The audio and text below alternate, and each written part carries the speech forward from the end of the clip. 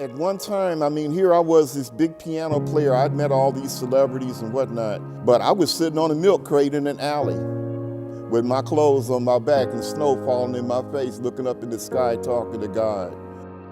There are 40 million doors in Chicago, and I can go through some of them, like the public library or a church, but I have a limited stay there.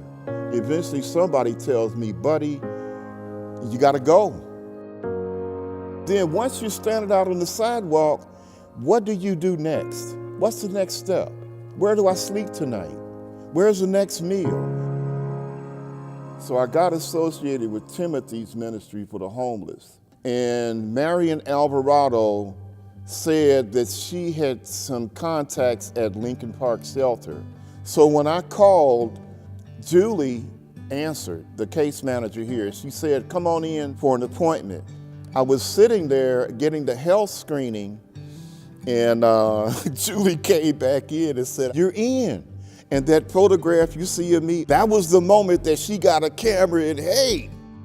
I stayed at LPCS for 5 months.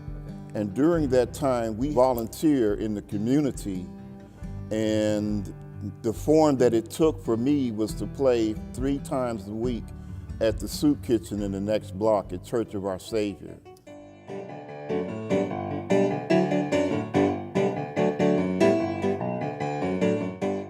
Each one of us has a very unique story.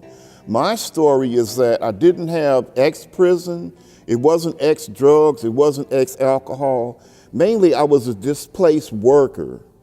And I knew that once you come in through here, when you graduate, you'll have housing. And this is something that no other shelter can do. LPCS was like the nuts and bolts where you got the wrench in your hand, and now you're turning the wrench with other people and you're relating back and forth. LPCS helped those tumblers to fall into place. And sooner or later, you know, eventually everything was just right. It was completely affordable for me. So life is up or down.